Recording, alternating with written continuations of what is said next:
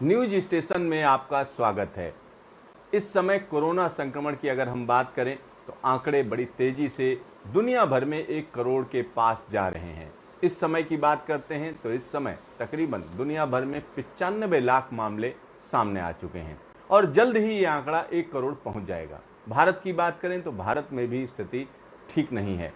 यहाँ पर स्थिति लगातार बिगड़ती चली जा रही है और यहाँ पर जो मामले हैं वो 5 लाख की तरफ जा रहे हैं। आइए हम आपको दिखाते हैं कि दुनिया भर में क्या स्थिति है। यहाँ पर इस समय हम आपको दिखा सकते हैं कि क्या मामले चल रहे हैं पूरी दुनिया की। अगर हम बात करते हैं तो ये दुनिया की अगर हम बात करते हैं तो दुनिया का एक बड़ा हिस्सा लाल हो चुका है, जिसमें हम कह सकते हैं यूएसए की बात करें तो यूएसए में मामले लगातार बढ़ते चले जा रहे हैं और यूरोप की बात करें तो यूरोप में भी स्थिति अच्छी नहीं है। भारत की स्थिति देखिए किस तरीके से पिछले कुछ दिनों में बदली है, तो उसको साफ साफ देखा जा सकता है। अगर हम चीन की बात करें तो चीन ने तो दुनिया के साथ मक्कारी करके पूरी दुनिया में वायरस फैलाकर अब हम कह सकते हैं कि शांति के साथ बैठा हुआ है। उसके यहाँ मामले भी सामने नहीं आ रहे हैं और चीन हमको लगता है कि कुछ ना कुछ छुपा रहा है, क्योंकि एक बड़ी चीज़ें चीन छुपा रहा है, ये निश्चित तौर पर कहा जा सकता है। हो ना हो उसके पास इसकी दवाई जरूर है, ये कहा जा सकता है। ऐसे कयास लगाए जा रहे हैं। चलिए हम अगर यूएस की बात करें तो यहाँ पर यूएस की स्थिति आप देख सकते हैं। जो मामले हैं तकरीबन 24 लाख कंफर्म केसेज हैं और यहाँ पर जो मौत का आंकड़ा है वो वाकई 1,21,979 मामले सामने हैं। अगर हम अमेरिका की बात करें तो निश्चित तौर पर ऐसा लगता है कि यहाँ पर कुछ तो गड़बड़ है, क्योंकि जो स्थिति है उसमें किस तरीके से तेजी से मामले आगे बढ़े और उसके बाद इस समय अमेरिका की स्थिति लगातार बिगड़ती चली जा रही है। और यहाँ पर अगर हम देखें तो तकरीबन 1.25 लाख आदमी मारा जा चुका है और कहीं ना कहीं ये चीन ने जो अमेरिका के साथ किया है, या अमेरिका में जिस तरीके की बातें कही जाती हैं कि किस तरीके से चीन ने ये पूरा का पूरा वायरस उसको रोकने की कोशिश नहीं की और WHO उसमें मिला हुआ था, मिली भगत थी। ये बार बार आरोप अमेरिका लगाता है और वो आरोप कहीं ना कहीं जब हम आंकड़े देखते हैं तो सच मालूम देने लगते हैं। तो वाकई यहाँ पर स्थिति खराब है। उसके बाद की बात करें तो ब्राज़ील की बात करते हैं। ब्राज़ील में तकरीबन 12 लाख मामले सामने आ चुके हैं और यहाँ पर 53,000 से ज़्यादा लोग मारे जा चुके हैं। रशिया की बात करें तो रशिया में 6,13,148 मामले सामने हैं और यहाँ पर मौत का आंकड़ा लेकिन कम है, 8,594 मौतें हुई हैं। और इसी तरीके से हम इंडिया की बात करें तो इंडिया में जो अभी तक के केसेज हैं तो वो कहा जा रहा है 4,73,105 मामले सामने हैं और यहाँ पर 14,894 लोग मारे जा चुके हैं। यानी ये आंकड़ा जल्द ही 15,000 पहुँच जाएगा, ये निश्चित तौर पर कहा जा सकता है। तो ये स्थिति हम कह सकते हैं भारत की है। और भारत के पड़ोसी देश की अगर हम बात करें तो पाकिस्तान की, तो पाकिस्तान में भी स्थिति अच्छी नहीं है। पाकिस्तान भले ही चीन का दोस्त होने का दंभ भरता हो, लेकिन वहाँ पर जो स्थिति है वो आप देख सकते हैं, तकरीबन 2 लाख मामले सामने हैं और 3900 लोग मारे जा चुके हैं और पाकिस्तान की हालत दिन प्रतिदिन खराब होती चली जा रही है, निश्चित तौर पर कहा जा सकता है। तो ये पाकिस्तान का हाल है और यहाँ पर हम कह सकते हैं कि अगर हम और नीचे चलते चले जाएं तो आपको चीन को ढूंढने में बड़ा टाइम लग जाएगा। चीन से आगे कतर भी जा चुका है। ये देखिए, कतर जैसा एक छोटा सा देश वो चीन से आगे जा चुका है। 90,778 मामले यहाँ पर सामने आ चुके हैं और कतर में जो स्थिति है वो कहा जा सकता है 104 लोग मारे जा चुके हैं। तो कतर में कतर ब्योंत हो गई है, ये निश्चित तौर पर कहा जा सकता है। 90,000 मामले सामने, छोटा सा देश।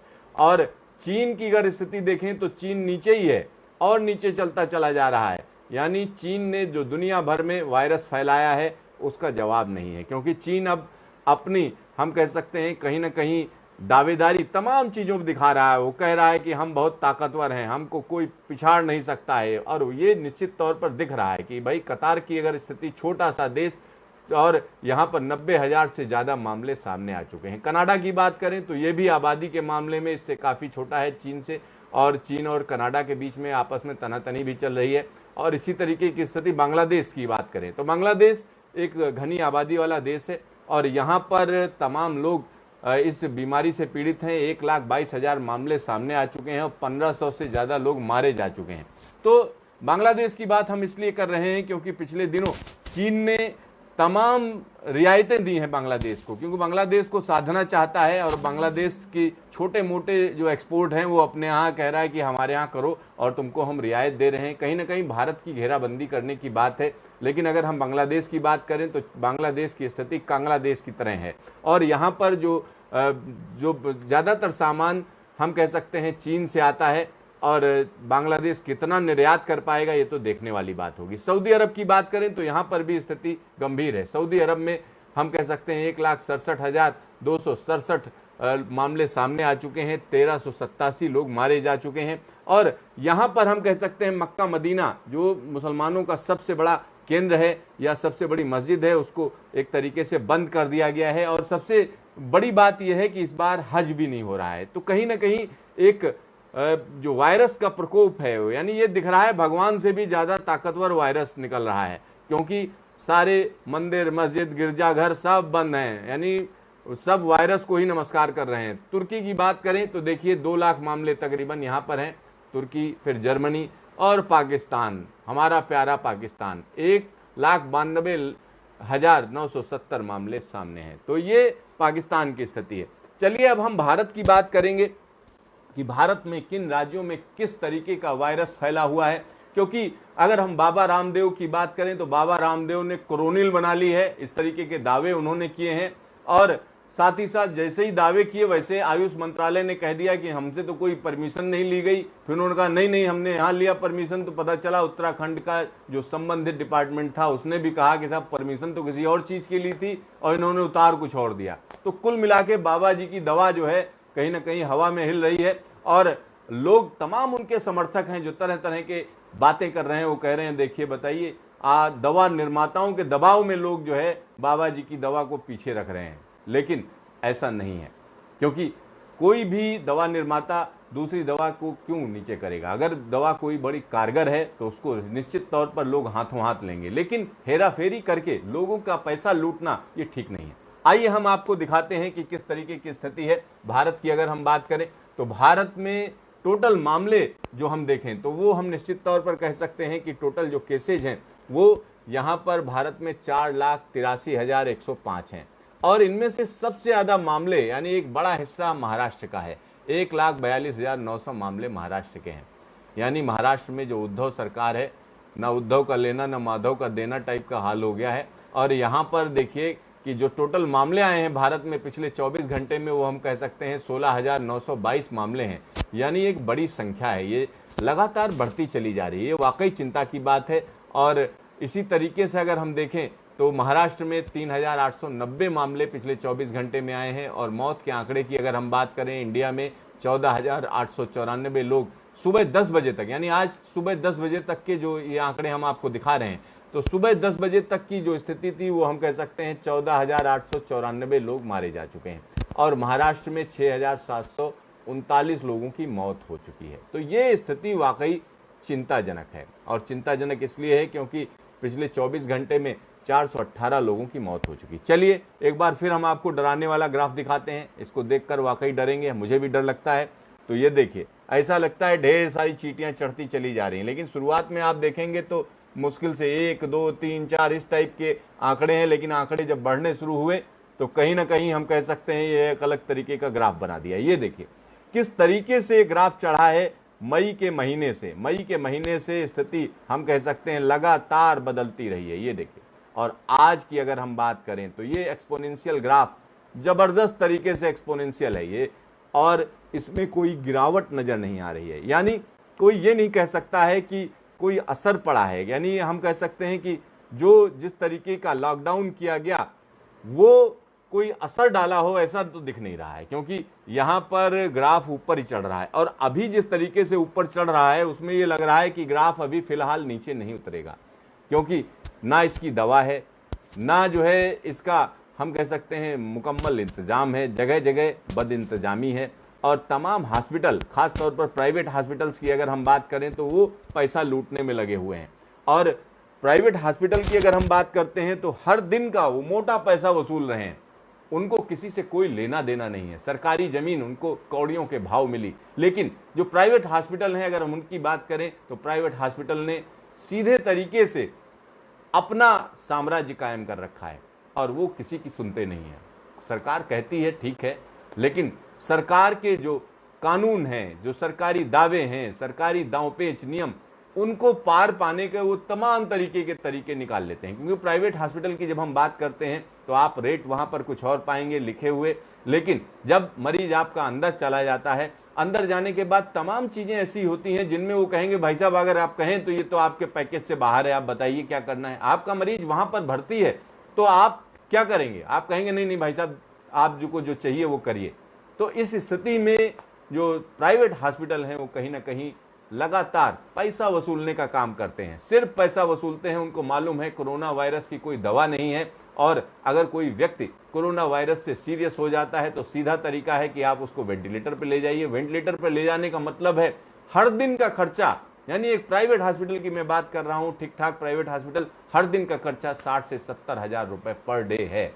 और 60 से 70 हजार रुपए प्रतिदिन देकर भी आप इस बात का संतोष नहीं कर सकते हैं कि आपका मरीज बच जाएगा। तो एक मोटा पैसा वसूलने पर लगे हुए हैं प्राइवेट हॉस्पिटल। सरकारी अस्पतालों की बात करें तो हम कह सकते हैं वहां पर बद इंतजामी जिस तरीके की नजर आई पिछले कुछ दिनों में, उससे लोग घबराते हैं। तो हर तरीके से हम कह सकते हैं आम आदमी पर मार है। जहां एक तरफ पेट्रोल डीजल ऊपर चढ़ा चला जा रहा है, दूसरी तरफ देखें अगर आप बीमार हो गए तो स्थिति खराब होगी। तमाम लोगों की नौकरियां जा चुकी हैं, तमाम लोग यहां से शहर से छोड़कर गांव की तरफ प्रस्थान कर गए हैं, क्योंकि उनको लगता है कि अभी की स्थिति ठीक नहीं है, हो सकता है 4-5 महीने में स्थिति ठीक हो जाए। तो ये स्थिति लगातार बनी हुई है। आइए हम आपको दिखाते हैं अलग अलग स्टेट्स में क्या स्थिति है। अलग अलग स्टेट्स की अगर हम बात करते हैं तो यहाँ पर हम आपको बताएंगे किस तरीके की स्थिति है।